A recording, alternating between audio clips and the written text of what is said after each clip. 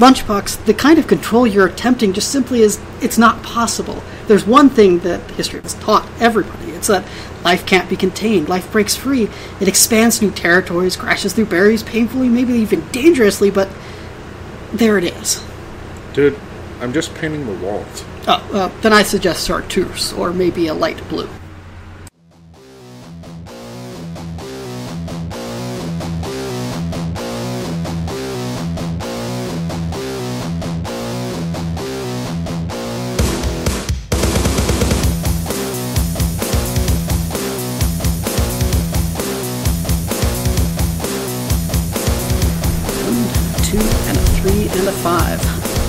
Greetings, fellow OMRs. It's the One More Rewrite Podcast. Coming at you from, well, now the big brownish couch, I guess. Alright, this week we've got the box office breakdown where everything's sitting. A very healthy, happy weekend for Mr. Cruise and his fifth installment in the Mission Impossible franchise. It's got some rumors that Tom Holland has already shot a scene as Spider-Man for the upcoming Avengers Civil War movie. Tom Cruise says they're going to start shooting Mission Impossible 6 next summer already, which, yeah, I could see that happening. Hugh Jackman does a Twitter thing, saying one last time, hashtag, which, further solidifying the fact that, this is really going to be it whenever he does the X-Men thing as Wolverine, that's it.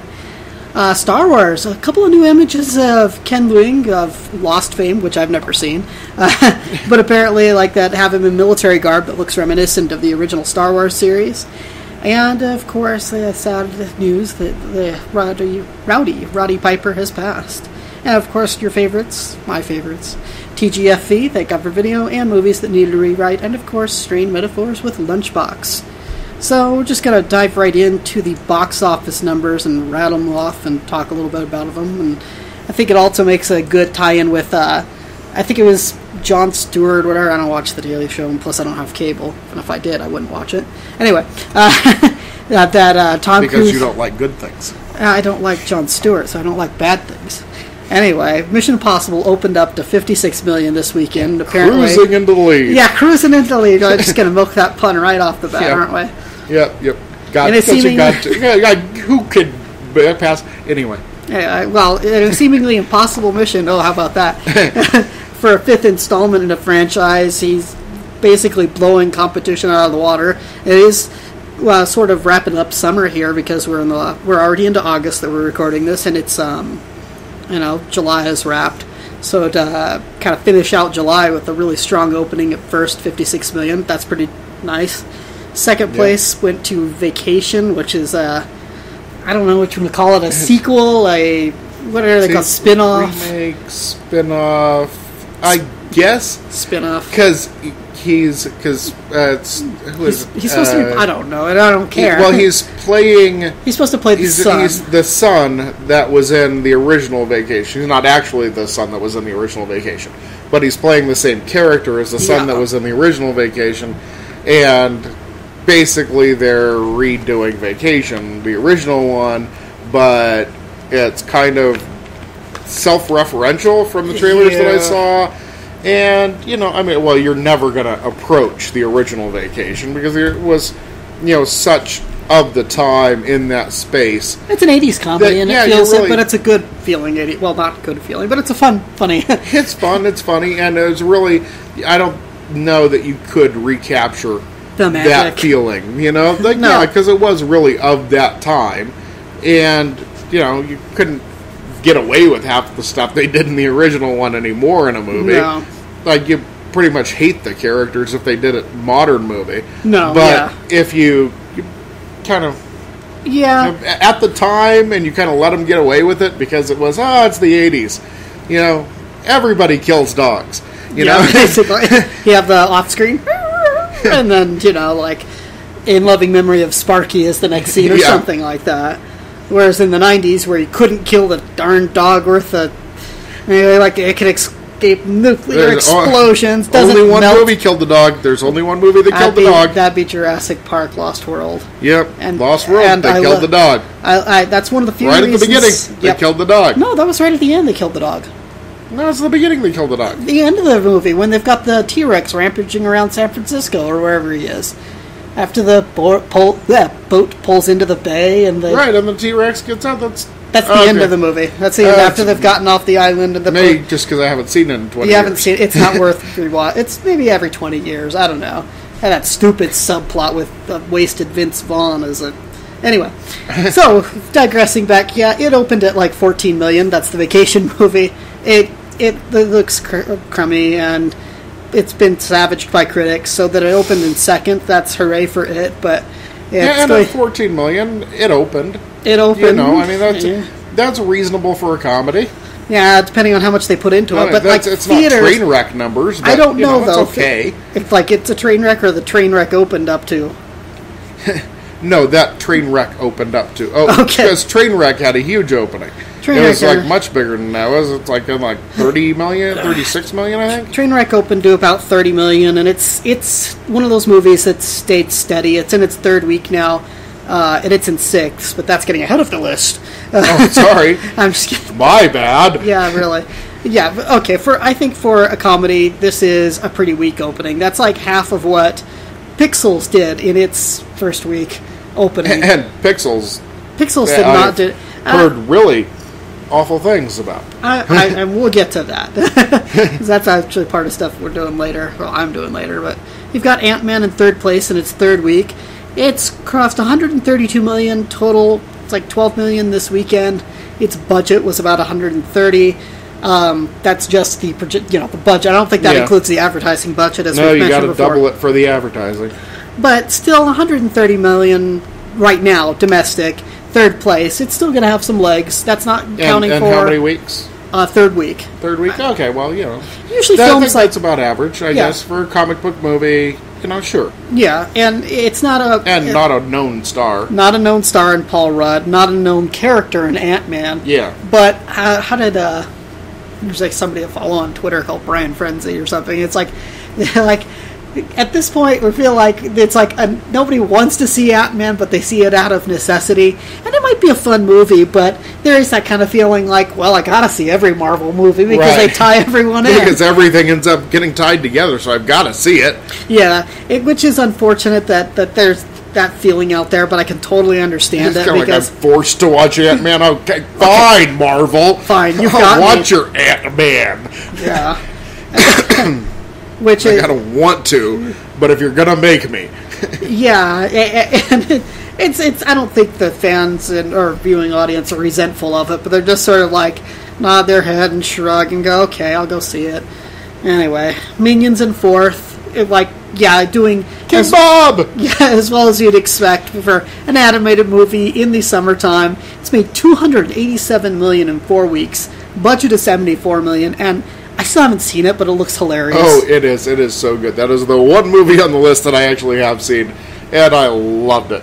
I gotta go see it. It does Minions, look fun. Just so much fun. All right. And exactly everything that you'd want from the Minions movie. It really is exactly what you think it is, and perfectly played. It's great. Oh, that's so much good. fun. Pixels, second week, sadly, at least not, I don't know, sadly, I'll get into that later, is in its second week, and it's got 45 million gross, made 10 million. Its budget was 88 million, so if it keeps steady, even if it keeps dropping off, I think they'll make their money back. I don't see it. Well, they'll probably end up recouping it on video. Recouping it on video and worldwide. Sandler's films always play well worldwide because they're comedies, and his stuff translates overseas. But I think it'll still make... It's just dumb enough that... I think it'll still make it. Easily translatable. You admit you haven't seen it. I admit I haven't seen it. I admit I haven't seen a lot of Adam Sandler's movies. See, here, I went out and I actually saw it, and this is actually my movies that needed a rewrite, sneak preview here on the podcast, that I saw Pixels, and I didn't think it was awful. Like, there's people who... Really? Yes. Here we are. Like, they're... shout out to Mr. Ian Ferguson, and I'll tag you when I put up this post on their completely unnecessary podcast, mentioned that people seem to fall into two realms with this movie, which is either like, I'll go see it, whatever, it was there, and the people who just like, I hated this sucked, I just couldn't, kind of thing. Yeah. And I was more in the, it was kind of there. It's a movie that exists in the universe. It's there. It's a movie that he had put it like an hour later, you'd forget it or something like that, and I could see that for some people. And for me, it's still fresh in my mind a bit because I just saw it. But like maybe a month later, I'm like, oh yeah, I remember seeing that. But I would totally space it. But nothing that's like as awful as, say, Little Nicky, which I was paid. I can't remember now whether it was once or twice to watch it because nobody wanted to see it. And then a bunch of stupid people that I knew from Laser Quest, I'm talking about you, Mason, if you ever listen to this, wanted to watch it overnight for one of those overnight laser tag trips. And then somebody else did, like, the following laser tag trip. It was like I watched that movie not of my own volition, like 4 or 5 separate times. And it was awful every time. It was just awful. It was everything that everybody ever says an Adam Sandler movie is. But anyway, Joe made me watch Big Daddy. Hey, I still resent that. I was gonna say it was one of those, somebody got a ticket. It's like, well, hey, it's Adam Sandler. It'll be funny.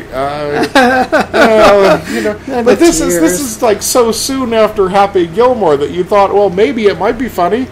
Well, yeah, then it was still like because of those. He was still fresh. He was still kind of doing his thing, and he was like. But who else after 20 years? He's been doing this kind of stuff for 20 years. It's still like that's an Adam Sandler film. 20 years from now, right? Yeah, I'm just saying. I guess you're not going to have Kevin James doing the same thing. No. So. And I almost see it like anytime he invites like Kevin James along, that this is like a mission of mercy. Maybe much in the same way that Kevin Smith has the Jay and Silent Bob Get Old podcast as sort of an intervention. Maybe like Hey, Jay's doing really well now. Yes, he is, and that's probably directly due to Kevin Smith's intervention with the podcast, and he has accountability to millions of people now. So perhaps, just perhaps, Adam Sandler perhaps Adam Sandler, including Kevin James in all of his movies, is actually some sort of mercy mission, like an outrage. Except that Kevin's actually funny. He just ends up getting stuck in these horrible things. Is that a fat joke? Sorry. No, he actually is. He's funny. He's just ends up making Paul Blart 2, Nobody just stumbles into Paul Blart 2 unless they're drunk and they're, let's go see this movie tonight. Sorry, it just doesn't happen. I'm sorry. The original Paul Blart was kind of funny and it's kind of touching and I kind of liked it. But anyhow, we digress again. We digress.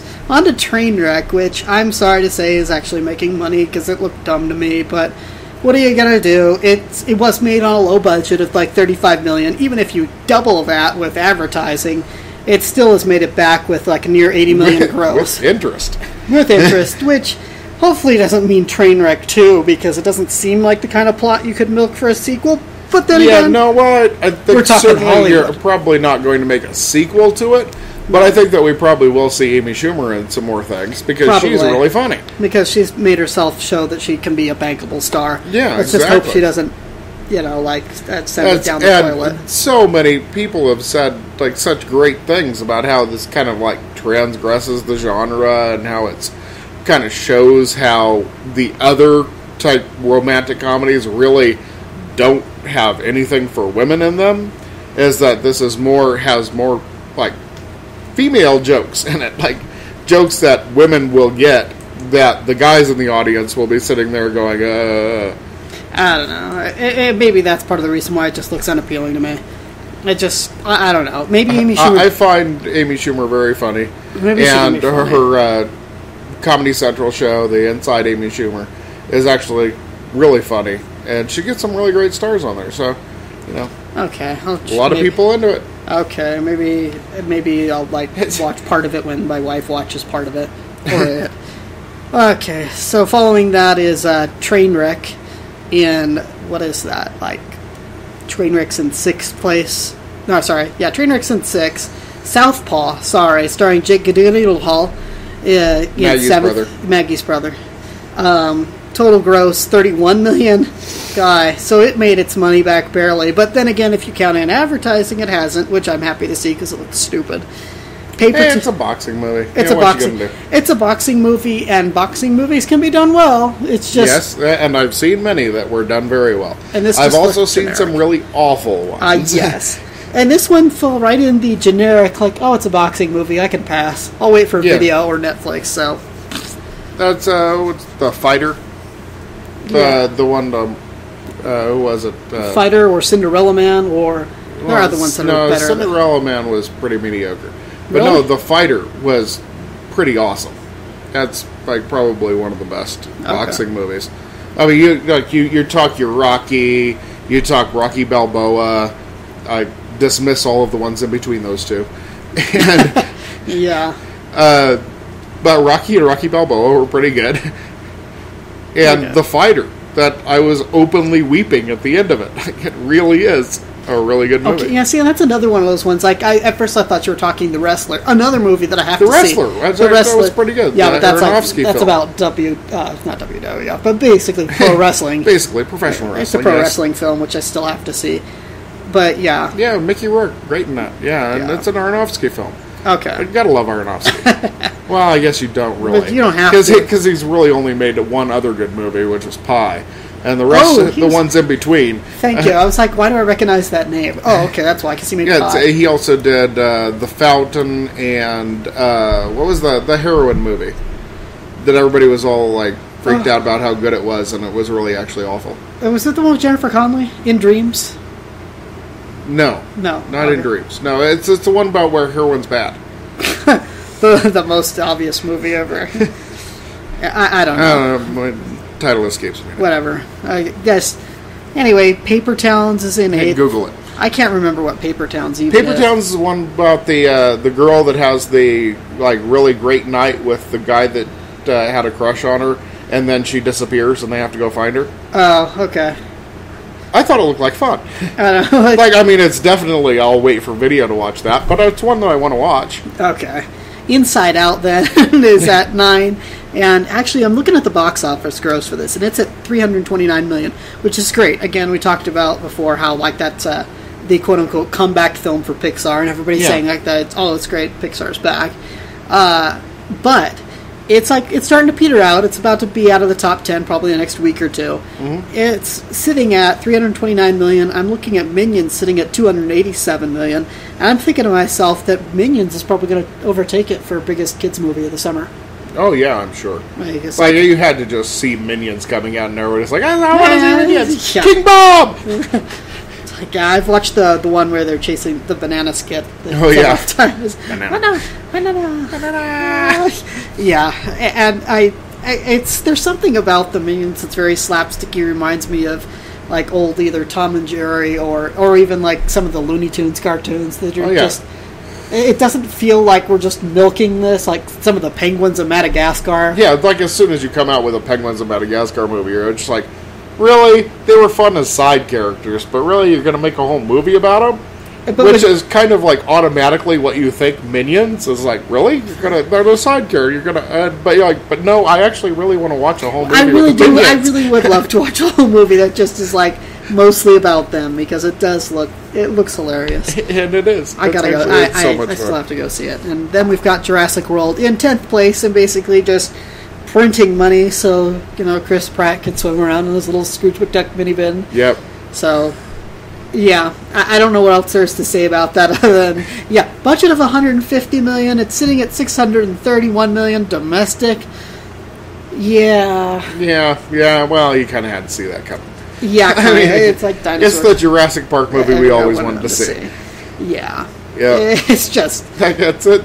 It's Disneyland getting overrun with dinosaurs, and that's what we wanted to watch. I was going to say, it's hard to compete with that, so... And there's your box office roundup. And again, all of us expected, all of us, being Lunchbox and I, expected that this summer was going to be going to Avengers, or actually I was really hoping deep in my heart that Mad Max would win it, but Lunchbox thought it was going to be Avengers, and we're sitting here in Jurassic World. It's just, I keep looking at the numbers, and I'm Jurassic World's doing well. It's not going to hit Avengers numbers. Oh, the original Avengers? No. But like Avengers Age of Ultron, it blew Age of Ultron out of the water. There's no competing. I'm sorry, But yeah, but it's like third or fourth. That double check it, and that might change before it's done playing out. But Jurassic World is like in the top 5, basically, movies of all time. I'm not just talking the summer. We're talking all time. Like all time. A decade from now, people are going to be like, "Yeah, remember Jurassic World?" And people are going to be like, "No, no." Which one was that? Which one was that? It was the one with the dude from that TV show. Oh yeah. Oh yeah. And the one with Star-Lord. Yeah, that one. Okay. Anyway, that's your box office wrap up, and well, let's see how things sit next week. I'm betting Mission Impossible is still going to be riding number one, because I honestly don't remember what comes out the first weekend of August, but seeing as we're heading into August, most stuff there just starts to bottom out, especially with summer now officially starting in May for some reason. Yeah. And it's running later and later. Yeah. Although we only got a couple of weeks before Straight Outta Compton. Yeah, I'm sure. The most anticipated movie of the summer. On this couch, I assume? Well, yeah, for me. Okay, yeah. It's the movie I've been waiting decades to see. Okay, well. And that's the box office wrap up. Okay. Moving. Yeah, moving on. Kaloo no work today. 4 cabbages and king. Moving on from box office numbers, we've got a couple of, I guess you would say, mostly kind of comic booky movie related news, which is there was rumors that Tom Holland has already shot a scene for Spider-Man Civil War, which those are coming from one of the writers out of the upcoming Civil War movie, which I think, whether it's Captain America Civil War. It's Captain America. We should mention. I thought it was Avengers Civil War. No, it's the new Captain America. Oh, so it's the new Captain America quote unquote solo movie. It's solo with bunny rabbit ears. It's a solo movie with all of the stars of the Playtone Galaxy. Okay. Everybody is in this movie. It's basically the new Avengers, but it's billed as a Captain America movie. It's Captain America Civil War, but it's the entire MCU. Yeah. Is going to be in this movie. Apparently. Plus a bunch of new characters. Not counting X-Men, unfortunately. Or specials, or whatever they're called them in the Avengers Ultron movie. Right. Yeah, well... Yeah, and... I guess, from what I know of Civil War, the X-Men are really not important to the story, although Spider-Man is. Spider-Man is really kind of a pivotal character in the Civil War storyline, so it's good that they were able to get him into there. You know, guys, they really need to, because he's really the one that's on the government side, I guess. Yeah. Like, of the, all superheroes should be unmasked, and unmasks himself. That's really kind of the catalyst for everything, is Spider-Man being the one that is the, he's the instigator. Yeah. And so you kind of need the Spider-Man character, so I'm really glad that they were able to get the rights, I guess, to have Spider-Man in there. And I'm kind of interested to see what Sony does with their standalone Spider-Man movie after having him be... Basically, you are now part of the Marvel Universe. Yes. Welcome to the family, don't screw this up. Yeah, exactly. But they needed this more than Marvel needed Spider-Man was needed by Marvel, but as far as money goes, I'm sure somebody could have... It would not have been the same. People would have been outraged if they would have found a replacement character for Spider-Man. If they would have just said, well, we're going to have to sub this person for Spider-Man because of that. But we're basically going to do the same thing, but we're going to have, Deadpool do that or whatever, Like Ryan Reynolds is going to show up. Yeah. Something like that. But no. Although I don't think they have the rights to Deadpool because they don't have the rights to X-Men. I was going to say they don't have the rights to Deadpool, unfortunately, either, because that would be awesome, just a cameo in Civil War with them. But anyway...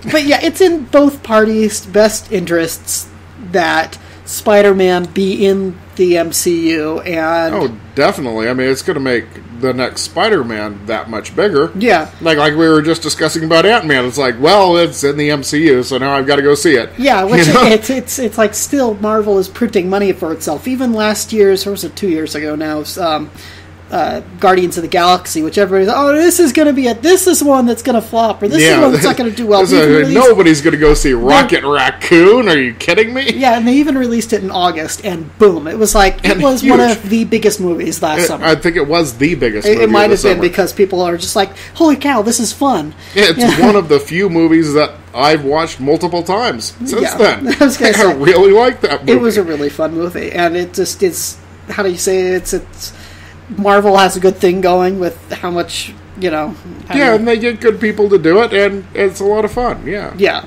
I would say Paul Rudd was probably an unconventional casting choice for Ant-Man, but then again, that was Edgar Wright's call, I believe, before it changed hands. But even without... and that's one of the reasons why I'm iffy on it, is because they took it away from Edgar Wright, and I think that Edgar Wright probably had the perfect Ant-Man movie made, and they wouldn't let him do it. And then they pulled the old Richard Donner version or something. Well, I guess we'll know in 10 years and whatever.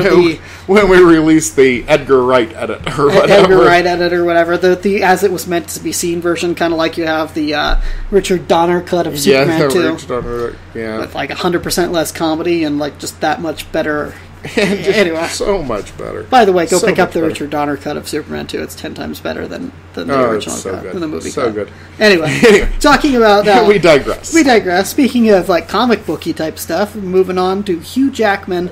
Recently did this mini Twitter hashtag campaign with a picture of himself basically flipping the camera off with a claw from his Wolverine claws, and the hashtag was one last time, referring to the fact that, yes, he really is hanging up his little claws, and he wanted to hear from the fans what they'd like to see in his last performance as Wolverine.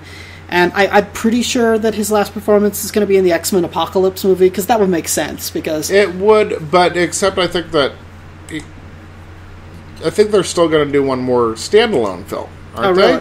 Really? I thought that's what he was referring to, as 2017. Aren't they supposed to come out with a new Wolverine?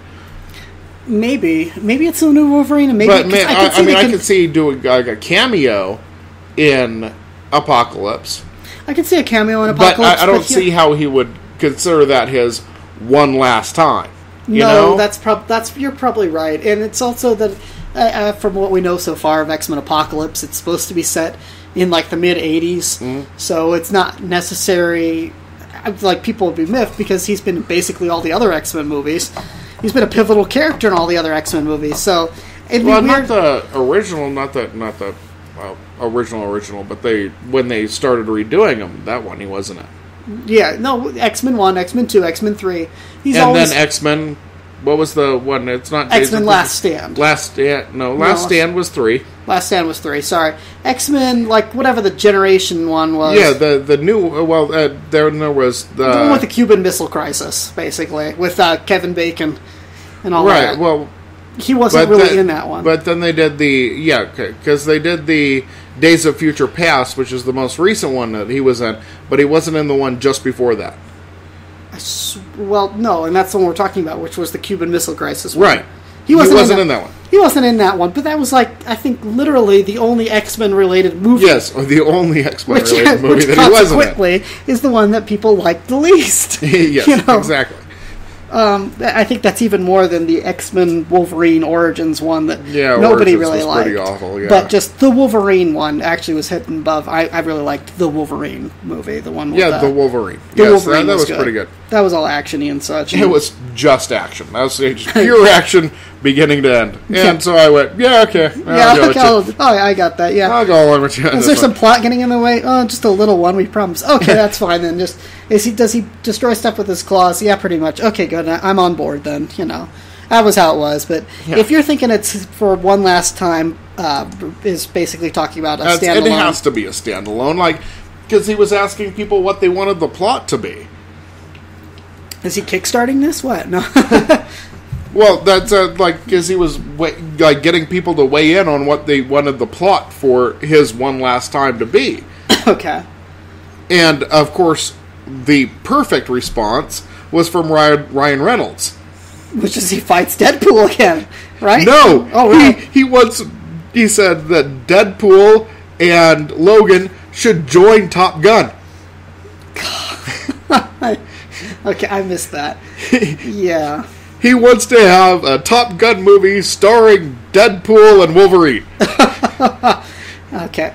I might actually see that. Yeah. I would definitely watch. I would go see that in the movie theater twice. Yes. But I'm sure that's also a reference to them, like the Wolverine Origins movie, where they had Ryan Reynolds in the beginning, and he's supposed to be Deadpool, and then, as we've said before, they didn't have him at the end. I heard rumors have it that there might be a Jackman cameo in the new Deadpool movie. Which doesn't count as a standalone. Which doesn't count as a standalone. See, because I think that you can have a cameo in Apocalypse, you can have a cameo in the Deadpool movie. That doesn't count as his one last time.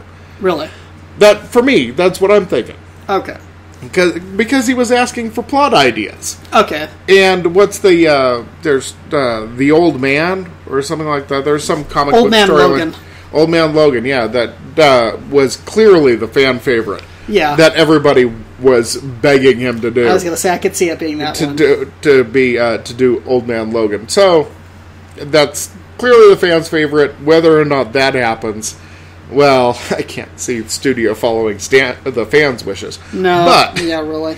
But it would be, whatever the case, it's going to be hard. I think we mentioned before when we first found out that he really was thinking about hanging up the claws, so to speak, to not have Hugh Jackman in the role, because he's been doing this since, I think the first one came out in 2000. He's been playing Wolverine, and Hugh Jackman's aged pretty well. He has. He was kind of perfect casting. Perfect casting there. It doesn't look like he's aged in 15 years. Yeah, and Logan you need somebody that doesn't age for that role. Yeah, which is really hard to tell. Yeah. By the way, Mr. Jackman, don't smoke, don't drink, don't do drugs, don't do anything that can screw up your lips. Can you just eat spinach for the next 15 years? And holy cow, the way he's ripped, it looks like it. Oh, Popeye reference. Anyway. Yeah. But, yeah, no, he's aged well, but I could see where, like, he might be thinking, this is it, I've got to do it. And let's see what the fans want, because this is going to be the last time I really play the role. And yeah, it's like I'm playing the full role. And I think that's kind of where he was coming from on the one last time, is that he's going to actually do one more Wolverine movie. And so that's what I think, and whether or not, it's just whether he's doing that or it's a cameo in the Deadpool movie,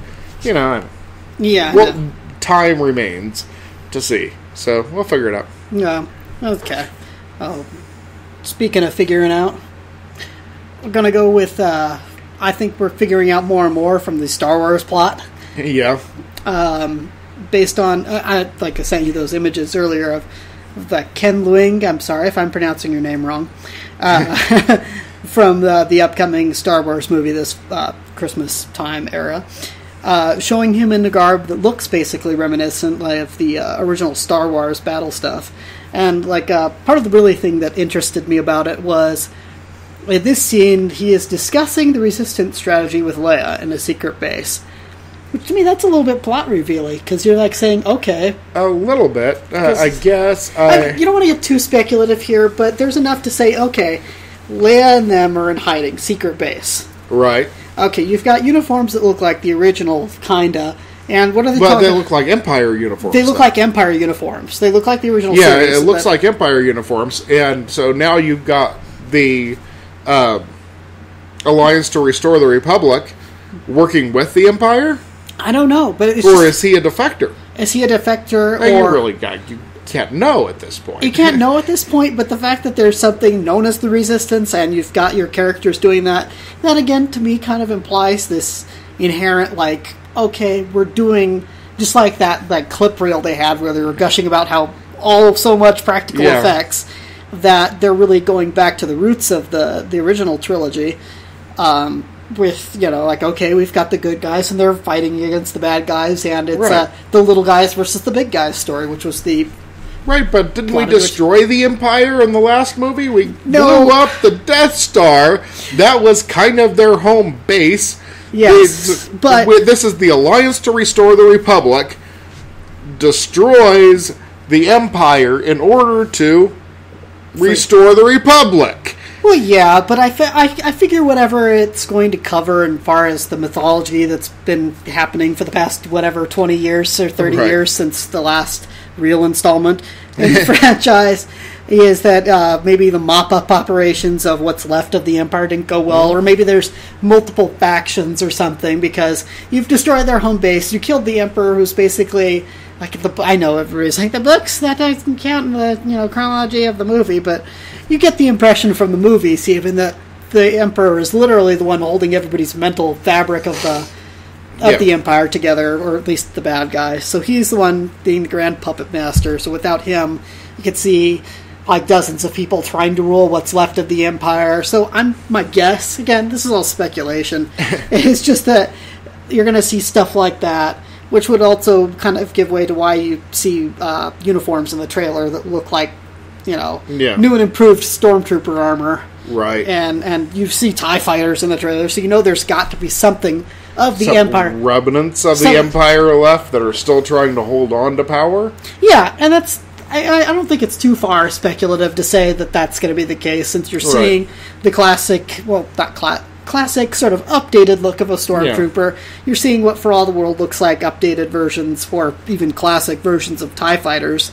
So, I don't know. I find it interesting that even like the little bit of news that's leaked, I put leaks in heavy quotes, gives you an idea of the basic plot, or the some little element of the plot of the movie, which again makes me, I guess, bringing it all home, a little bit more enthused about this, because I, much as some people would say, like, oh, we've got to cover new territory. Yeah, screw that. We got new quote-unquote territory with the prequels. That I don't mind if they do something that feels like, I hate to say it almost, but like a slight retread of some of the original plot lines, because that's what worked. That's what people loved.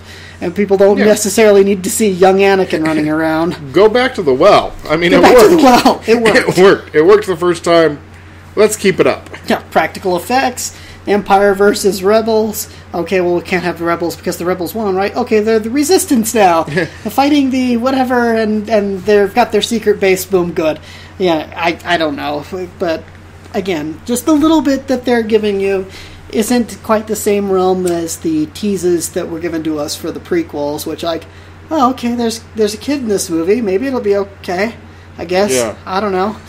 And then it wasn't. Well, but the originals were kids' movies anyway. Yeah, people say that, but, like, I think... Yeah, but if you go back and watch it, come on, it's a kids' movie. I feel like it's unintended brilliance, where somebody's like, oh, yes, I meant to do it that way. Yeah, it ended up being fun for all ages. But it's kind of a kids' movie. It's the very first one is. The second one is not. The second one decidedly is not, yes. No. I would agree with you on that one. Third one, a little more kids' movie. I'm going to lop off my father's head, fever dream Luke. No. Yeah. That's not exactly... That's all of the Star Wars movies, right? There's just the 3? Yeah, just the 3. As far as we know. There's only that's the only 3 that ever happened, right? Yes, that's the only 3 that ever happened.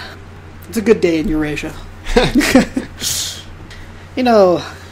Okay, it's I don't know, like, find some goofy segue or some funniness, because this is like segments you hate covering when it comes to news. So yesterday, like on, working on some stuff, I flipped briefly over to Facebook, and I see one of the guys I follow, like a retro gaming channel, is like, oh my gosh, I can't believe this. Rest in peace, Roddy Piper. I'm just like, no, that's BS. This is one of those stupid internet rumors. I looked and, like, furiously typing.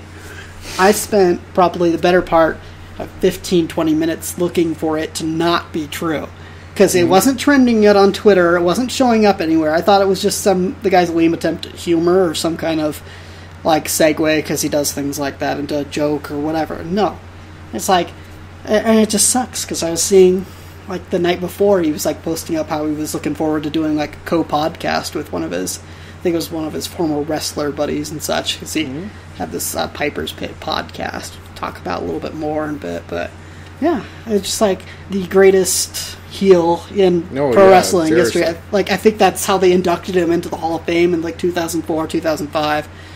Well, it's like he was the number one villain. In all of history, pro wrestling history, is Roddy Piper, and it's just like, smashed a coconut over Jimmy Snuka's head. I was going to say, smashed a coconut over, like, somebody's head. It was Jimmy the Superfly Snuka. Yeah. And these great battles with, Hogan, and it just... And just really great, and really, one of the... He was one of the names. I posted up something on one of my blogs about it, but, really, there are some names that I can't remember anymore, off the top of my head, but when I look, I remember Jake the Snake Roberts, I remember Bruce Ravishing Rick Rude, but they aren't the names that come to my mind immediately. When I think pro wrestling, I think of Andre the Giant, I think of Hulk Hogan, I think of Macho Man Randy Savage and Ultimate Warrior. Oh, yeah. And I think of Roddy Piper. Oh, yeah. You got the bagpipe intros, you think... And coming out in the kilt and everything. And everything. It was, really, he was one of the first of the great talkers. Yes. One of the guys that was really good on the mic. Yeah. And he was so good on the mic that they ended up giving him his own segment on the show. The Piper's Pit. The Piper's Pit, which was basically, ostensibly, an interview segment. Yeah. But always descended to violence. Always descended with him by smashing somebody. And because that's kind of what you do, and it's pro wrestling. Oh, it came out of nowhere. I couldn't believe I had no idea that was going to happen. Yeah. But it was great. But you're looking forward to it because that's how this segment ends. Yeah. And that's but he was so good on the mic and so good at working it, and the segment worked so well that there have been a few different incarnations of it. I think Chris Jericho is most recently done a similar sort of thing to Piper's Pit, but it's still based off Piper is the original. Piper's the original. As much as I love Jericho, and I do. But I think that Piper's the original, and I think that he always kind of knew that he was doing Piper's gimmick. And it's great. You watch some of those, and I think one of my favorites is the one I posted up the clip from it. It's just he's talking to some guy. And he was such a great heel. I think back in the day before he found out that wrestling wasn't his real, he used to be one of these people that you just didn't like because he was this arrogant jackass, and he gets in there you've lost almost all your matches. I've won mine. I'm always winning. And just this 2.5 minute segment with some guy. I can't even remember who he was. It descended into just the guy takes a errant swing at him, and then Piper takes the microphone and starts whacking him with it and basically wailing on him.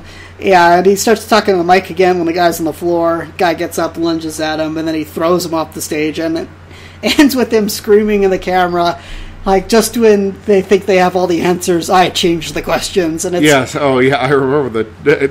When they think they've got the answers, I changed the questions. I remember that, yeah. And it's just so overblown. It's so over the top. But it's just watch the segment you posted, otherwise I could probably tell you who it was in that one. Yeah, but it's another one of those iconic Piper lines where you just it really is.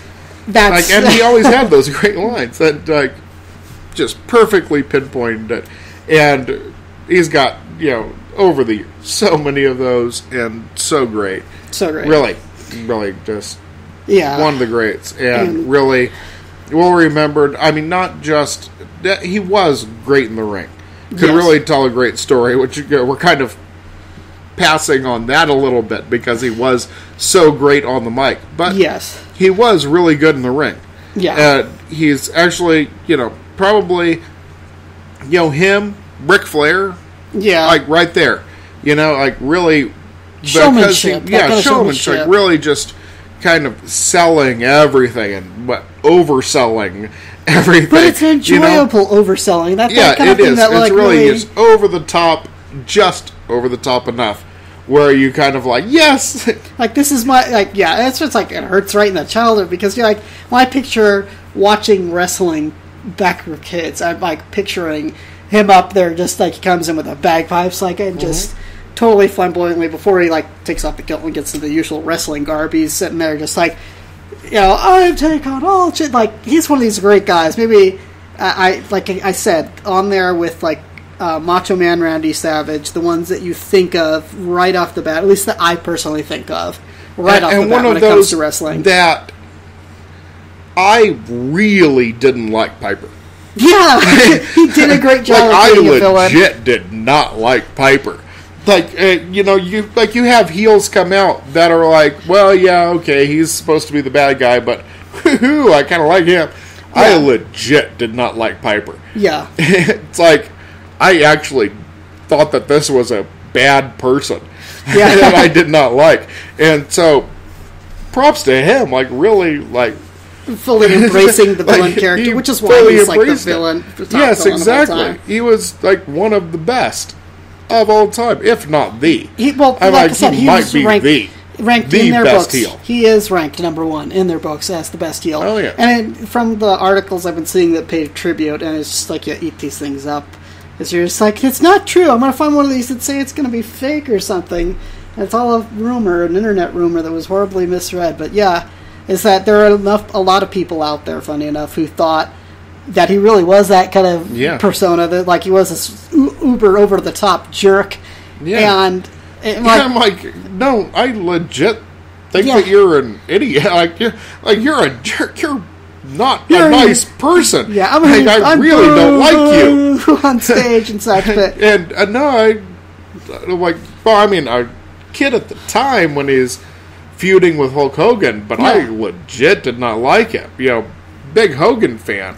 Yeah. But seriously, when he fought Ultimate Warrior, I'm like, hey, go Warrior. Warrior's pretty cool. Yeah. At the same time, you still kind of understand that there's the play back and forth between the face and the heel. You kind of like understand, even at my young age at the time, of like, kind of understand, oh yeah, that's he's the villain. He's the villain. Bad guy. He's the good guy. You go, okay, fine.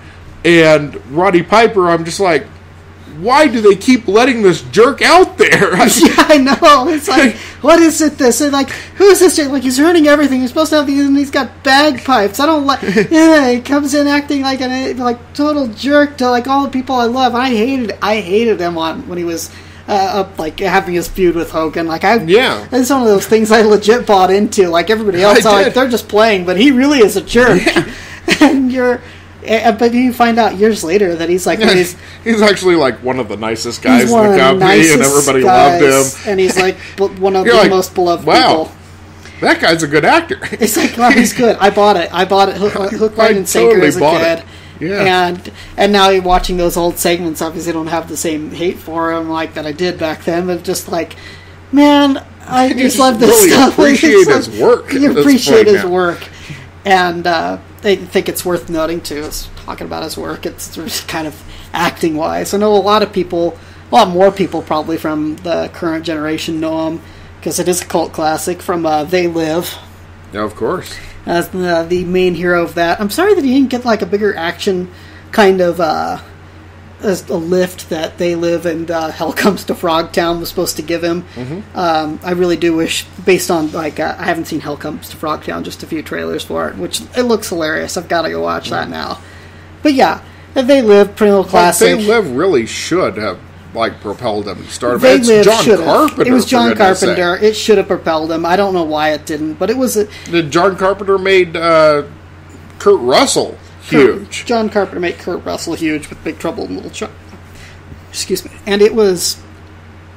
They Live was such a great movie. It's put on the glasses, you see aliens and the subliminal messages, and apparently there was supposed to be that little riff that Carpenter was doing on like consumerism, and I thought being greedy was destroying the world and such. But incredible indictment of consumerism. Yeah. Like really. And it was done tongue in cheek too. It wasn't this overblown thing. It was like this comedy thing where he's like half wandering around making these like one-offs of like you look fine, you look real freaking ugly. This person over here, formaldehyde face. Yeah, and it just and it still had that kind of persona on screen of being able to sell that like over the top, just like what's going on. Also, one of the longest continuous fist fights in history. Yeah, like on film. 5.5 minutes. It was supposed to be 30 seconds originally. Yeah. And they rehearsed and worked on it and actually threw real punches except for the face and the groin. Yeah. They didn't throw real punches to the face or groin, but all of the body punches, those are real punches. They were actually going after each other. And probably one of the best fights because it is so realistic. Yeah. Like really great between Piper and Keith David. Yeah. Just really great. Yeah, and you watch that to this day, and you're just like, they're fighting because he won't put on the glasses. And apparently that segment's supposed to be also a kind of parody too of how people in the middle class and such are too busy fighting amongst each other to really take notice of the important things. But yeah, aside from that, like, hey, great fight sequence. And then there's a lot of like subliminal things in there. Well, not subliminal, I guess, but put on the glasses. Put on the glasses, like, would you just stop for a second and look at what you're doing? You know, and there's a lot of that in the movie, and there's it's like saying that you watched Dawn of the Dead and didn't see that it was an indictment against consumerism. Yeah, like, really? Yeah, obvious there. Yeah, it's like, and I think really the best anti-consumerism film, and there's, you know, things in there about the pay inequity and like how the rich people are so much above the people, and this is what, 20 years ago, 30 about almost now. Almost I think it was like 30 years ago that it came out, and really still resonates today. No, 1988. I should say 1988 is when it came out. So yeah, no, it's about 20 years, 25 years. Yeah, about 25 years. But but you kind of go, still I understand where you're coming from, and you could make this movie today and still keep all the same gags, except you wouldn't have Piper, which will make it sick. And while you might be able to have better visual effects, which I think is the only indictment that you can have on that movie, is that the visual effects were not what they could have been. Not what they could have been, but at the same time, having just watched it the other day, like right afterwards, actually, as a kind of Piper tribute, which I'm sure everybody across the nation was doing. You watch that, and it's like, yeah, okay, there's some scenes here with the aliens in the background where you could tell that there's some kind of puppetry thing going on, but in a way, it's not just charming. It doesn't just give it the feel of the era, but it makes it, in a way, to me, more watchable, because they're not going this weird, odd, over-the-top CGI look with the aliens that you would have today, or have the aliens, be a CGI monster underneath with the glasses, rather than doing some kind of awesome practical effect. Right. And just doing it with makeup for most of the time. Makeup. Like, most of those were just like makeup. Well, it was actually a mask and was one stunt guy that was in the makeup for almost all of the humans. It was like the stunt master was the one guy, male and female, that played virtually all of the. And that makes sense, because like I said, some of the scenes it looks like one person's real and the other person's a puppet or something. So that would make sense if they're having one guy doing. It was just the one guy cutting on costs too. And a whole quick bit of trivia too from that movie is apparently like the whole bank scene that everybody knows, where he wanders in with the shotgun. Most perfect delivery of a line. The most perfect delivery of a line. It was just so great. I have come here to chew bubblegum and kick ass. And I'm all out of bubblegum. Apparently, from what I've seen online, it's, from what I've read from commentaries from people, I think it was actually John Carpenter who was relating the story. It was that it was a long shoot day. No, it was on Ain't It Cool News. It was an interview they'd done with Piper, and he came up with that on the fly, and they've been doing that, just the bank scene, over and over, like different takes of it. And it's a 2.5 minute sequence, but because you're restarting in film, you're trying to get the right take on things, and you're trying to do retakes, so it eaten up the whole day. So you said that was like the 90-second take or whatever, but you're like well into the day of shooting, and you're getting kind of tired of doing this, run into the bank and look around, and oh my goodness, what did I just do? I ran into a bank holding a shotgun, kind of look. And he says that like filming had started, and he's kind of looking bewildered there, and apparently Carpenter is like, just go, say something, because they wanted an action. They were fine with whatever he was spouting off as far as action lines, and that's what came to him, was the chewing bubblegum line. And that's apparently one of the things that he had considered using in one of his wrestling like speeches, like one of his like little rants, or I forget what they call them, but his little piece that he was going to do in the wrestling was one of the little things that he had considered throwing into there, one of many different things that Piper always came up with, but it was one of those that he was considering using there, and he just happened to go, okay, well fine, I'll use it here, and just went with it. And it is, I think it's in it is one of those lists you hear from like movie industry things, one of the top 5 or top 10 most quoted lines in film history is the chewing gum line.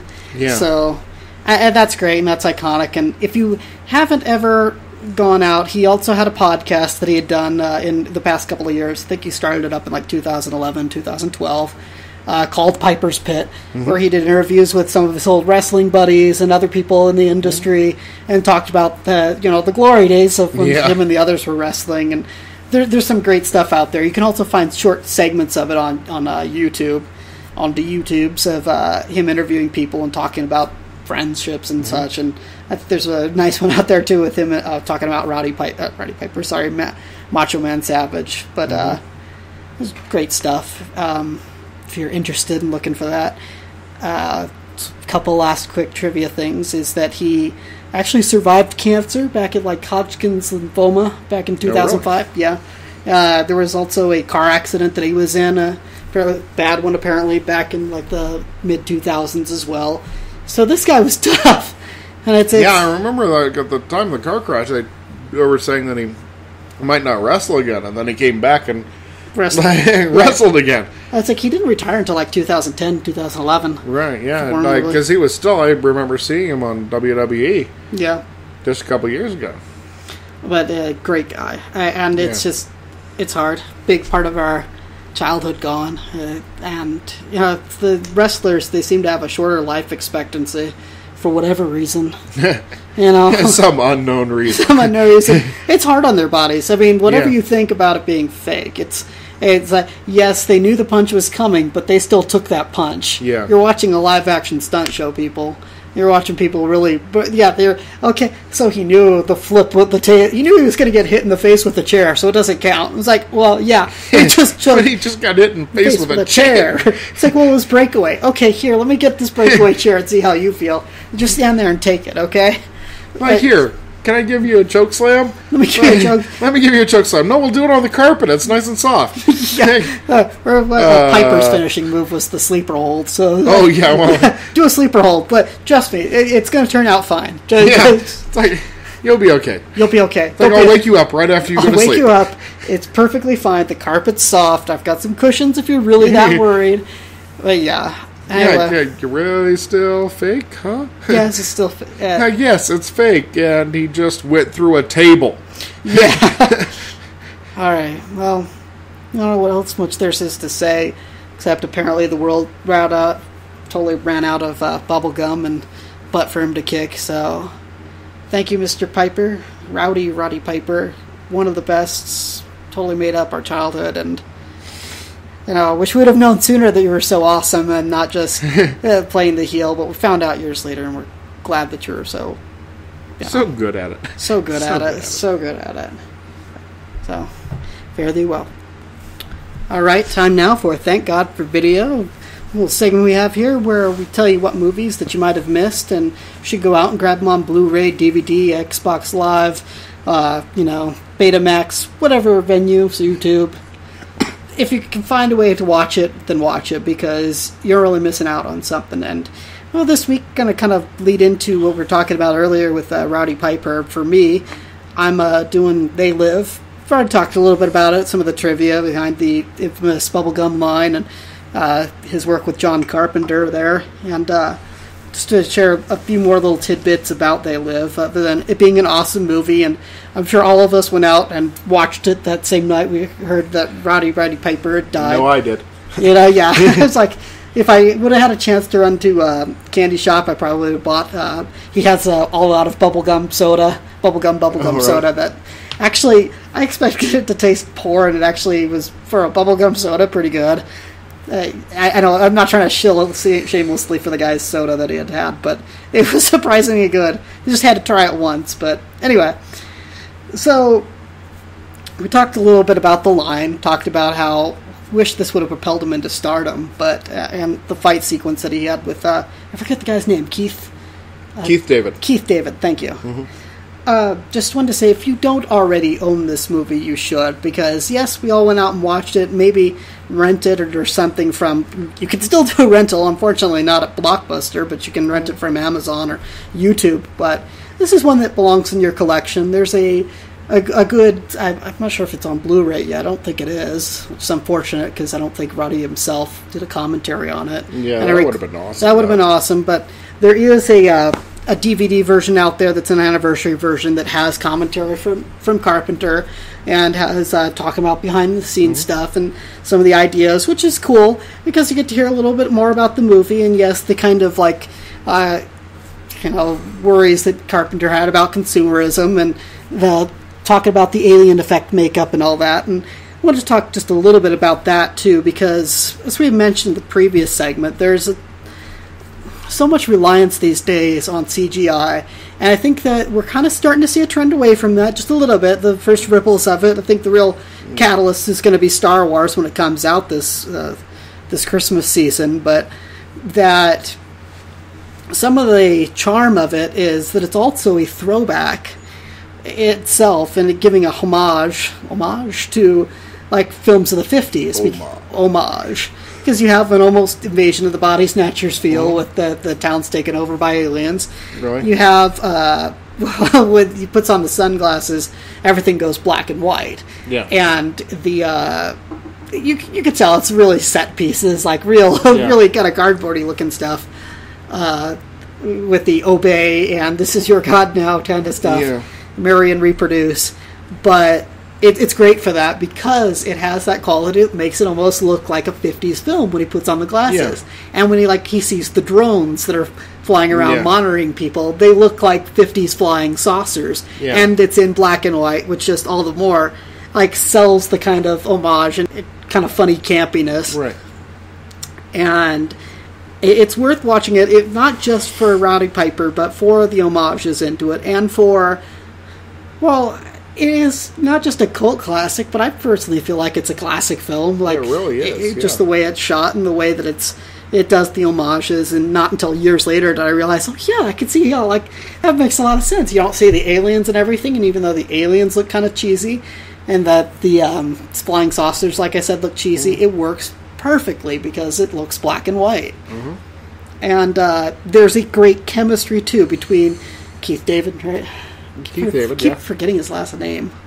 There's great chemistry between Keith David and Roddy Piper in the film. They're really great together. Yeah, it's not like a buddy film, so to speak. You do have that, they pretty much don't like each other. They pretty much don't like each other, but they come to a mutual understanding of dude, we gotta kick butt, take names, and fight back. Yeah. But there's still something great that works about the way they interact with one another. That you say it. You watch movies from the 80s and mid-90s, you've got those buddy cop films where people are getting along.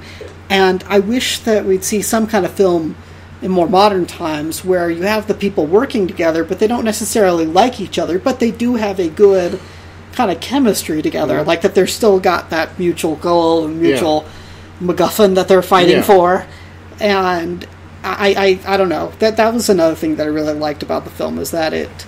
I'm not trying to just over-gush about it because I miss Roddy, but because there are things in there that were done that you don't see in other films that I think help make They Live iconic, is that the two leads in that don't like each other. Yeah. And he, meets a woman, but he's not necessarily romantically involved with her. He just has some side feelings for her. It doesn't have, some protracted plot where they get together. Yeah, which, they end up throwing into just about everything. Hell, Predator had a side plot about, it's like everything ends up having, the girl that he falls in love with, and no, we don't need that. This is an action movie. Yeah. What are you doing? But yeah, definitely, probably the best anti-consumerism since Dawn of the Dead. And really, once you watch it, for a few days afterwards, you're walking around looking at billboards going, does that really say obey? You're kind of seeing through the veil a little bit. For a few days after you watch it, you're like, Yeah, and it does make you look at, advertising in magazines and pop-up ads especially, or stuff that pops up on the side of your screen when you're on somewhere like Ain't It Cool News and such, with the ads everywhere. Vacation here and do that. You're like... I can see where... marry and reproduce. It's all I can see for a couple of days. Every time I watch it. For a couple of days afterwards, that's all I see is obey, marry and reproduce. pull some money out of my wallet and it says, "This is your God" on it. I have no idea why. Put on the glasses. Great stuff. If you don't already own it, then go so and do so. Go get the special edition, which has like behind the scenes type stuff. It's worth it. It's worth your time to buy it and not just have it as a like. Oh, I rented it. I did the tribute to Roddy Piper kind of night thing, and I'm done with it. It's something you really do want to rewatch again and find out all the little stuff because it's a fun film. It's right there in the vein. I feel like for like Big Trouble in Little China, where it's both fun and it makes you enjoy it and you think about it afterwards. But anyway, that's my thank God for video. So go out and pick it up today. And you, Lunchbox, what do you have? Well, you stole mine because Roddy. Right, because Roddy, and I figured, well, they live, and I love the movie, and doesn't everybody? Yeah. But since you took that one, I'm going to go ahead and go the other direction, and I'm going to recommend Big Trouble. Not in Big Trouble in Little China, right? No. Although that's a great film. It is a great film, but everybody's seen that one. Yes. No, Big Trouble. Wait, the Tim Allen one? The Tim Allen one. It's got everyone in it, actually. Starring Tim Allen, Rene Russo, Stanley Tucci, Tom Sizemore, Johnny Knoxville, Dennis Farina, Jean Garofalo, Patrick Warburton. It does have a lot of people in it. Sofia Vergara. Who else is in it? Ben Foster, Zoe Deschanel, back when she was just a kid, Heavy D, Omar Epps, Jason Lee. I seem to recall that this film didn't do well at the box office because, like, the studio sort of, like, after the 9/11 attacks, they dumped it. They dumped it. They, like, because put it in was supposed to come out right after September 11th, and the main plot point at the end of it is somebody smuggling a nuclear weapon onto an airplane. And for some reason, they thought that wouldn't play very well after 9/11. So they decided to release it like 3 months later and quit advertising it. There was no advertising for it at all after that, which means that basically nobody knows this movie exists. Oh, I remember when it came out in the theater. It was like, we had shown it at the theater I worked at called Meadows 12, and for the life of me, I didn't understand why they had shoved it in Theater 3, which was like one of the smallest, if not the smallest theater at the Meadows 12, and had just stuck it back there, gave it like the minimum amount of showings. Like the second week it had one showing, and then it was gone. Yeah. And I was just like, wow, like this movie tanked, but I didn't think it would tank. It just sort of it came and went like it never existed. Right, yeah, because the studio had nothing behind it. They were just, it was like, must have been contractually obligated to actually release the movie. Yeah. Otherwise, it never would have hit theaters at all. It was, it's like Midnight Meat Train, which will end up on a Thank God for Video in later times. But it's like they just had to release it. Yeah. And so they did, and they just dumped it, and nothing. Like, you got the great cast, huge ensemble cast of some of the most recognizable people. Yeah. And, and Sofia Vergara and Zoe Deschanel before anybody knew who they were. Yeah. Like, just being great in the movie. I still don't know who they are. I'm just kidding. I'm kidding. And directed by Barry Sonnenfeld. Yeah, who was like one of the great comedy directors. Like, done so many great ones. Get Shorty, Men in Black, like all of these great movies that we all love. Yeah. And written, based on the story by Dave Barry, who is incredibly funny.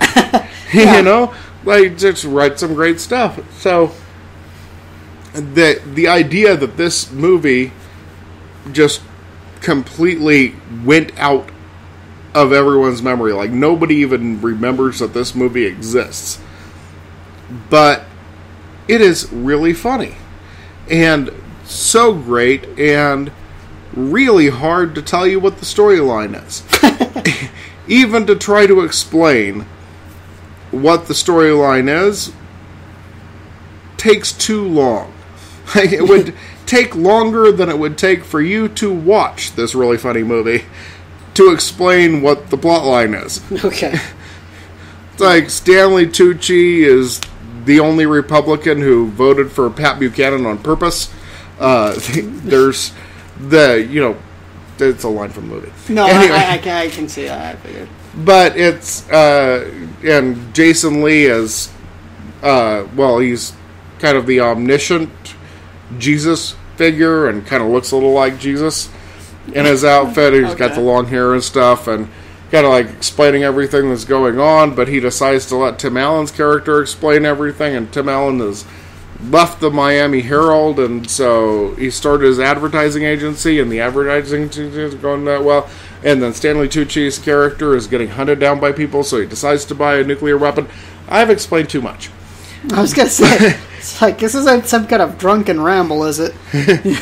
No, I but that's kind of the story is, well, it's going here, it's going there, it's going this, it's going that, it's going that. And then they're trying to shoot Zooey Deschanel with a water gun, and then Patrick Warburton thinks it's a real gun, and then Andy Richter has a real gun, and it's long, convoluted story. By the way, I have not edited this audio here. This is him trying to explain it, which I'm not saying that that's a bad thing, but there's sometimes you just can't explain the brief segment. You just can't explain it. It's like it's one of those movies that is not easy to sum up.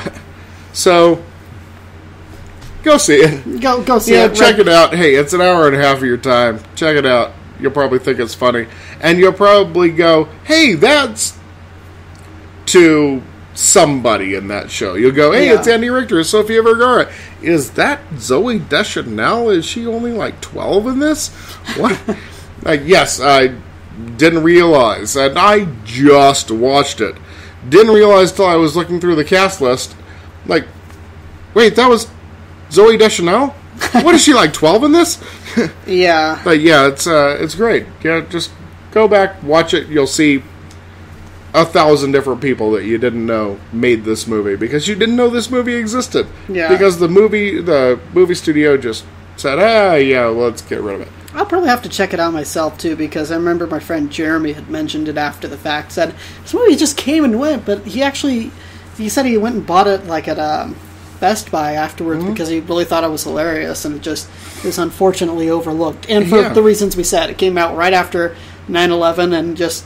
And a movie about smuggling a nuke on a plane, nuclear weapon onto an airplane, they didn't think for some reason. Well, that's like the same reason that like Collateral Damage with Arnie got like canned and pushed, and they rechanged the poster images is because it was about a terrorist bombing in New York that takes out a firefighter of all things, his family. So that everybody. But Collateral Damage wasn't any good. Collateral Damage is when Arnie started making lackluster action films and started phoning it in, basically. I hate to say that, but what a great excuse. Oh, yeah, it's because we don't want to offend anybody. I never got that, really, like, just oversensitive about it. Just release the movie. You know, if it bombs and the critics go, oh, you horrible person for not being sensitive, you know, more people are likely to see it. Because critics are out there saying, like, how insensitive of you, all the baby whales or something are affected by this. I don't know. Just I was working at the movie theater after 9/11, and we had Collateral Damage trailer on one of our movies. Yeah. And we had a woman come out openly weeping. Like, really? She was crying her eyes out. And really upset. I cannot believe that you have that in this, this time that you have this trailer showing on your movie. Like, what? We were all sitting there going, what? And then, of course, an hour later, we realized that we missed the message coming down from headquarters. Pull all the Collateral Damage trailers! Yeah. Like, we can't let anybody watch this. Like, no, okay, whatever. Yeah. Pull the trailer. Yeah. But, anyway, those are our Thank God for videos. The late, great Roddy Piper's They Live, and Big Trouble with Tim Allen, Stanley Tucci, and a cast of thousands. Well, a cast of thousands. Yes. A bunch of names that, really, it should have propelled that movie into... It really should have been, Sofia Vergara, Zooey Deschanel, Andy Richter, everybody's in this movie. Patrick Warburton, Janine Garofalo, it just goes on. Well, the biggest little movie that no one ever saw. But do yourself a favor and go check it out. Yeah, check it out. It's good stuff. Pretty good. Okay. All right, time to move on to movies that need to rewrite. And this is where we tell you movies that either they sucked or they were fine. Either way, they need a little tweaking here and there to make the story work a bit better or the plot work a bit better. Or maybe they were just horrible garbage that, you build it from the ground up. In any case, this is how we would rewrite them. And you've got the first one, Lunchbox, so go. I'm going to go with Walk Hard. Never. The Dewey Cox story. Oh, wait. Okay. I don't think I've heard of that. Oh, wait. Dewey Cox, yes. Yes, you've heard of that. It's kind of a parody, spoof, satire... Yeah. Thing. It's it's kind of a little hard to describe because they do, basically use all of the conventions and kind of make fun of all of the conventions of all of the biopics that you've ever seen. Yeah. And especially Walk the Line heavily in there, but there's also references, kind of sidelong glances to Ray and a number of others, basically every musician biopic you've seen. Yeah. Yes, obviously you have your main star show up playing younger than he actually is, and so they have, John C. Reilly shows up playing the 14-year-old guy. And you have, the cameos by people playing some famous person, and so they have to keep referring to them as that person so that hey, that's Frankie Muniz playing Buddy Holly. That's what I think, Buddy Holly. Or Jack White plays Elvis Presley in the movie. So Elvis, I have a... Yeah. Yes, Elvis. Yes, and keeps referring to him as Elvis and the King. So... there's kind of that kind of gag run through the movie. He keeps getting led astray by his drummer, played by Tim Meadows, who's always very funny. No, you don't want to try this marijuana. No, you don't want to try this crack cocaine.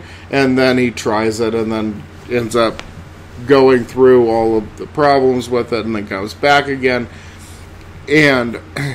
he ends up, meeting basically all of the famous rock and roll people. And there's some great songs in it that are kind of, in the style of various people throughout the ages as he kind of, transitions his music and does it.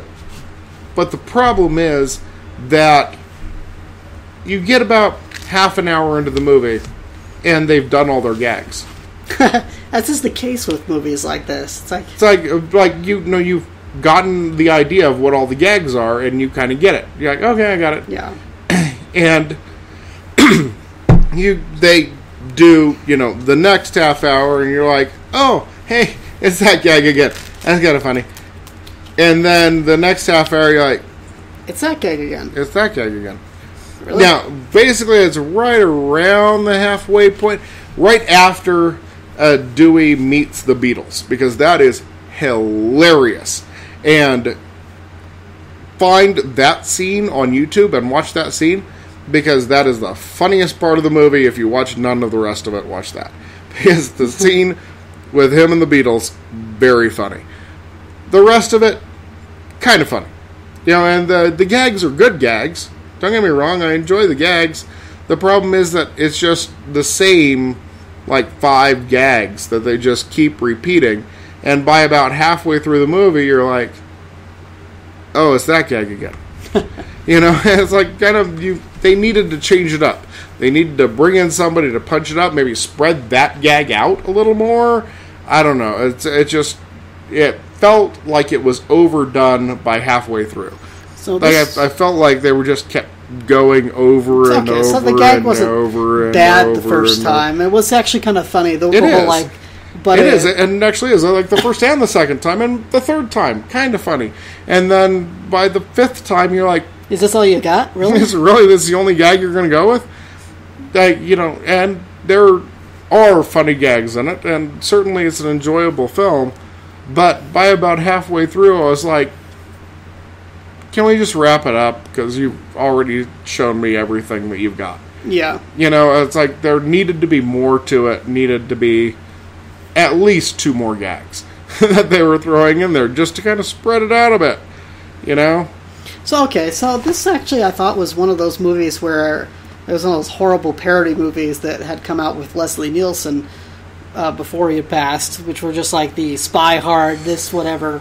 But I know there's like a whole vein of movies that have come out in recent years, or at least in the past decade, that have had one of my least favorite current comedic actors would be Will Ferrell, but have this like kind of one-note premise of like it's a continual gag that this schlub is a race car driver, that he thinks that he's the best of all time, right. Or... Which was mildly amusing. Like I'd say that's probably my second favorite Will Ferrell movie. Or the David Spade movie, was it Joe Dirt, where it's like the one gag is that he's... Didn't see that one. No, nobody should see that one. But yeah, where it has like kind of the one note gag about I'm like the... Except that it's not just the one gag. They have many. They have multiple gags in it. Okay. And they're funny gags. It's just that it's like every 15 minutes they repeat those same gags. Okay. So you're like, okay, well, I thought you said this is familiar and... Or just no, Walk Hard. Okay. Every 15 minutes. It has multiple gags in it, and they're funny gags, but every 15 minutes they repeat the same gags. Yeah. And so by the 4th time that you see them, you go, no, you're only supposed to do the gag 3 times. Yeah. And now you're beating on the dead horse. Yeah. Quit beating the dead horse. It's already dead. Okay. So, like, it had a funny idea, but it just, like... It had a great premise and well executed. I thought John C. Reilly was very good in it. Well, and Tim Meadows very funny. And, you've got... At least you're talking about people that you have to work hard to... Like, we're going to give you a lousy script, lousy production, lousy director. And you're still going to turn out something great. Of course you are, because you're John C. Reilly and you can do anything with anything anybody gives you. Yes. But you're still no J.K. Simmons. Right. Never going to be J.K. Simmons. Yes. But but it is. I mean, it's funny. I would definitely, I was just before you got here, watching it again. Because it is kind of funny. It's just that by the end, you're like, again? Like, I'm getting tired. Yeah. It's like you get tired of it by the end. And the very end is actually kind of satisfying. It's got some really good gags about, like, the end of these traditional stories, and the way that works out is actually pretty well done. The actual ending kind of brought it back a bit for me. Yeah. So it's not, like, total, like, just don't watch the last half of the movie, because the ending kind of brings it back a bit. It's just know that you're going to be a bit bored in the last half of the movie. Yeah. Okay.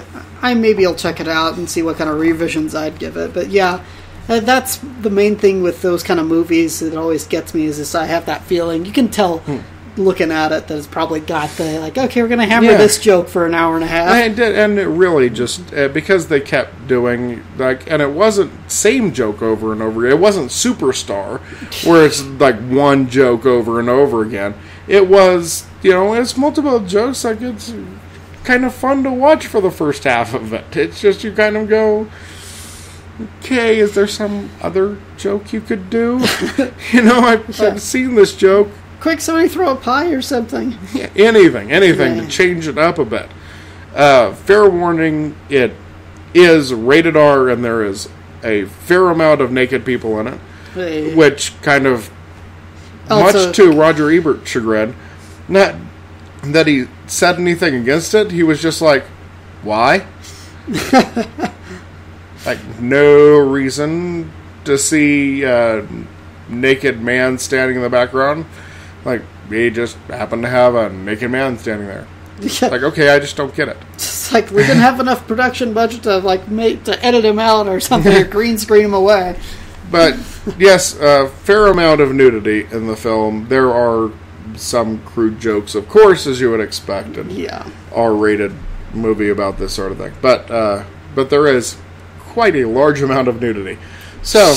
Don't check it out. No. Fair warning if you have anything against seeing naked people. It didn't even realize until I was reading Roger Ebert's review of it. I didn't even recall that there were naked people in it. So I want to mention that they don't even register with me anymore. Okay. So seen enough naked people, it doesn't, whatever. Perv.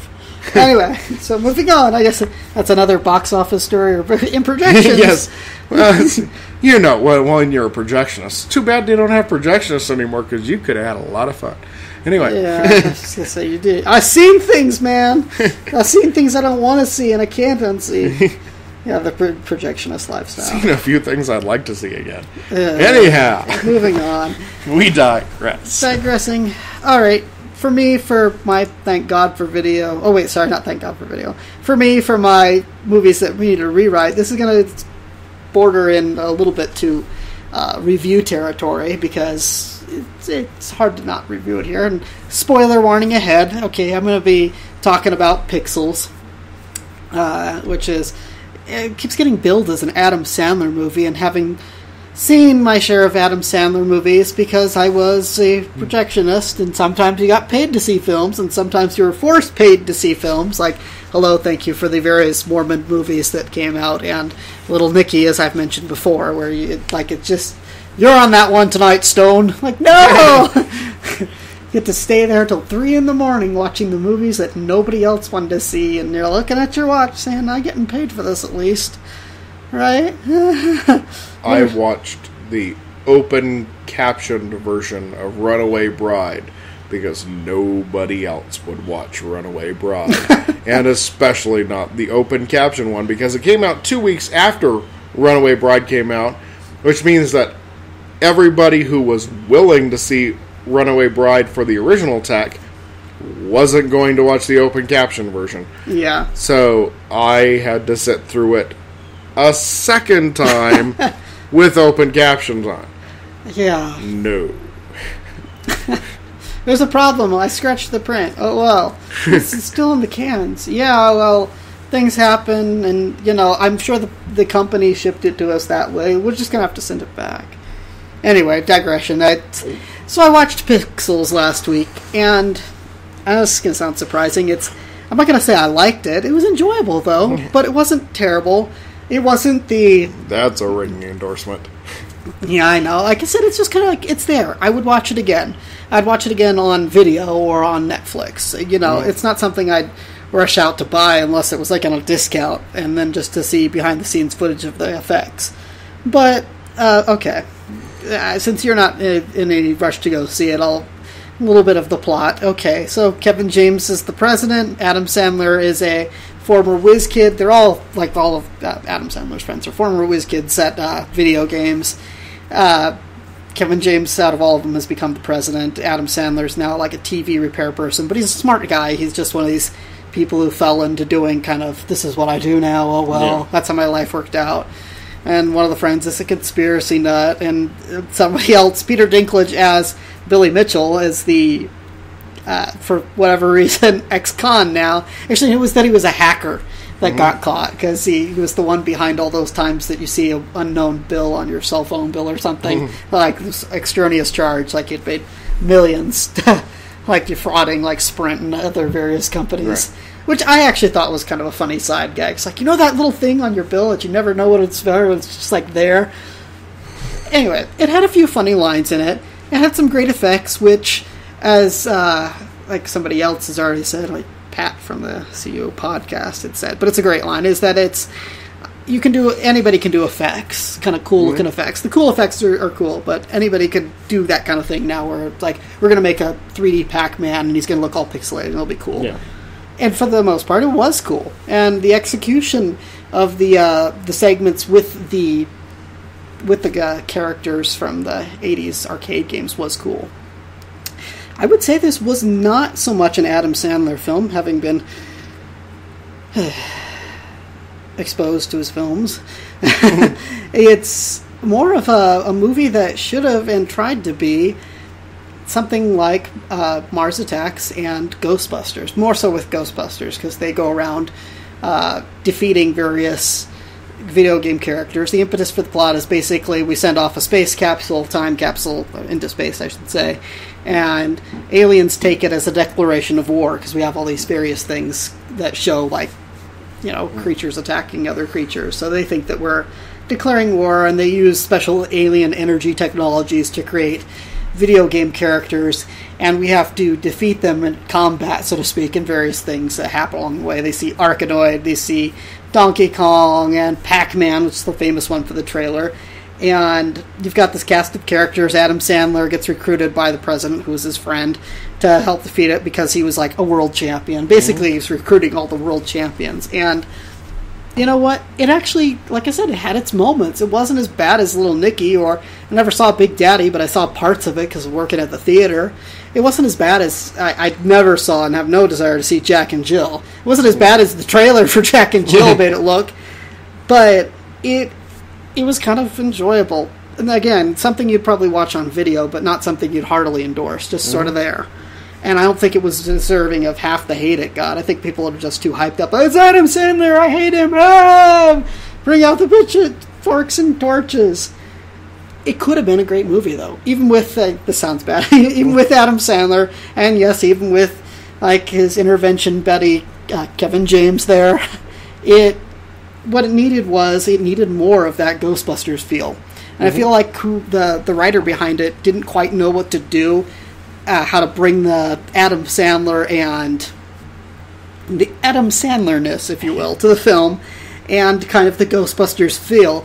So you get this sort of in-between that it's okay, but it doesn't work as well as you'd like. Yeah. And I think it could have been a great movie. It could have been actually a franchise movie, which just, it makes it all the more upsetting that this could have been easily turned into sequels.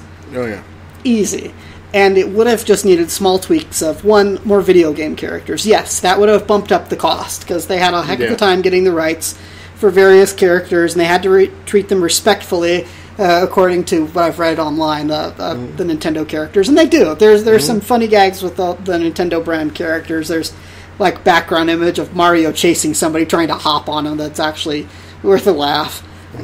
But it did. It needed a tweak, and it needed to be a full-on Ghostbusters only with video games movie. And it's not hurt by Adam Sandler. I think Adam Sandler still knows how to do that enjoyable schlub kind of character, and I would say almost even more so now that he's gotten older, because he's not doing as much of the kind of screamy stuff that he did in, like, Happy Gilmore or Billy Madison.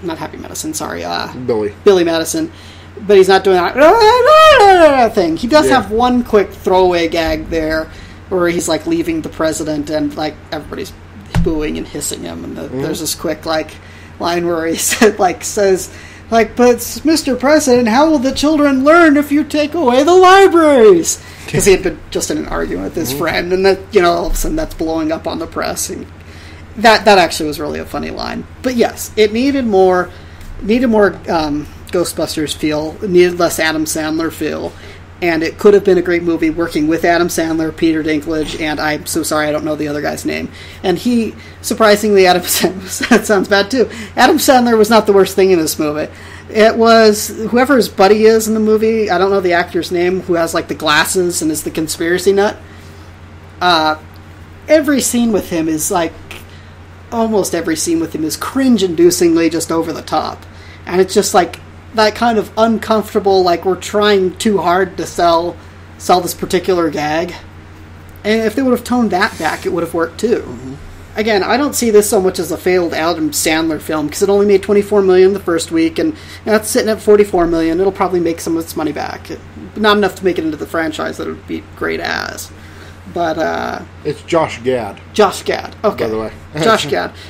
I don't know if it's that he was miscast, or if it's just they tried too hard to sell his over-the-top character. Everybody else in the film was fine, even Kevin James. Josh Gad is a funny guy, so it kind of surprised me. He was misused. He does tend to force a bit, so I can kind of see where if he was led into the direction of forcing it, that he would definitely go over the top with it. It's like how it's very easy to get Adam Sandler to go too far in that direction of like forcing something. Yeah. Like, isn't supposed to, don't know, square peg, round hole, stop. You know, and I could see where he would try that. He's a funny guy, but I could see where he might go over it. And I think that it's, again, not so much against Kevin James, it's just that at the end they have all of them fighting the aliens, including Kevin James, who's supposed to be the president. And yes, you've got this thing where he used to be a arcade whiz thing himself, but I think they could have easily made it that he wasn't the president or something else, so that you can have that kind of Ghostbusters formula feel. That, again, like, I don't know, I'm not trying to be overly defensive of the movie, I'm just like saying, darn it, what an awesome premise that was totally wasted because somebody didn't know what they were doing with the writing style. Like, maybe it should be it's like too much Adam Sandler-ishness here, and not enough like arcade whatever throwback here. Like the whole sequence in New York with Pac-Man and them going around the streets and having like this overhead shot like it's a maze works surprisingly well and are surprisingly enjoyable. And you do worry a little bit about the characters. Are they going to get munched and whatnot? Right. Because they actually sell it pretty well in a really ridiculous way. They sell it much in the way that like Ghostbusters gets a little bit real there for a few times where like oh crap, this thing's trying to destroy us. And it's a shame. It was a wasted opportunity, and I don't know how long it'll be before we see a movie that tries a similar premise, but it's a real shame that it was just kind of, wasted. And there's 2 movies on Netflix that you can watch tonight. You could either watch Ghostbusters or Pixels. Yes. Pixels being... Which one are you going to watch? If you had the choice, if tonight when you go home you had the choice between rewatching Ghostbusters and rewatching Pixels, which one would you watch? I might actually watch Pixels again just so I can, like, say this is where the film fell apart, or this is where because I've seen Ghostbusters 100 times and I've only seen Pixels once. Okay, but maybe but knowing me, I'd probably watch them both in the same night and say, see, they could have done this here. Like you'd watch Ghostbusters first and then you watch Pixels again, so you can go, oh, see, this is what Ghostbusters did that you didn't. Yeah, basically. It's like, and Peter Dinklage was fun, but so underused and wasted. Oh, it's just like, you've got Peter Dinklage in this film, and he's like hamming it up, and like what a great few minutes he's in it. But geez, like you could have done so much more with him. Anyway, that's my one more rewrite. It's Pixels and Lunchbox's Dewey Cox. So walk hard, Dewey Cox story. It's funny, watch it. It's and Pixels. You're just going to be bored about halfway after the Beatles. You'll be bored. Pixels is worth a watch, but one watch, and you can wait for video. I wouldn't recommend going to see it in theaters, like unless you see it in 3D, because there's some fun things there. But it's not like, oh my gosh, run out and see this movie. It's like, yeah, they kind of dropped the ball, and you feel it. You gotta go, yeah, I watched that movie. I watched that movie, and it's one of those movies that, like, in a year's time, you will forget. There will be healing. Yeah, it is. Maybe even a month from then, you'd say, like, I think I saw that movie, and you'd like have somebody remind you of the plot. Like, oh yeah, I did see that movie. I remember that movie. Wasn't that so good? Many like that? I walked in and Josh was watching Jupiter Ascending the other day, and I'm like, I watched this, didn't I? Did I? This seems vaguely familiar. Did I watch this movie? Right, Channing Tatum's a Vulcan. Yeah. It's got the hot chick from that 70s show. This seems familiar somehow. Yeah. It was just so bad that I didn't remember anything from the plot. Not so, like, see, though, bad movies they really stick in your mind, like, this is like god-awful from start to finish. Yeah, it's like, wow, this is a bad movie. And you remember that you watched the remake of Total Recall. Yeah. But, sometimes you just go, did I watch this? Yeah, I felt that way about Hard Rain, the one with Christian Slater and Morgan Freeman. Right, The Flood. Formerly The Flood. Before they renamed it. But yeah. They shouldn't have renamed it. The Flood was a much better title. Flood was a better title. But anyway, it's one of those where I walk on it and say, I think I've watched this. I'm not sure. You watch 10 minutes and say, I think I've watched this. I'm still not sure. But yeah, that's... I only remember that I watched it because it was the first movie that you and I went and saw together after we moved out to Denver. Yeah. We both went together and watched The Flood. And that was the first one we watched. And the only part I remember is Christian Slater jumping through the window on the jet ski. Yeah. Yeah. Because I'm like, wow, this movie's ridiculous. Boy. Yeah. You're like, oh yeah, I remember that scene. See that? And then that's exactly where Pixels fits in. I'm like, oh yeah, I remember that now. Yeah. In a week's time, Lunchbox is going to say the same thing. Oh yeah, I remember that. I remember that. It's like, I don't have Alzheimer's. It's just that like the movie was that forgettable. So forgettable. It is so average that you're just like, oh, okay. Oh, yeah. Didn't we talk about this before? Mr. 10-second Tom here. Yeah, anyway. Alrighty. And now, time for Strained Metaphors with Lunchbox. So this week, I have to go with the iconic Roddy Piper line from They Live. And we all know it, of course. Yeah. But I think that there's another level there of that.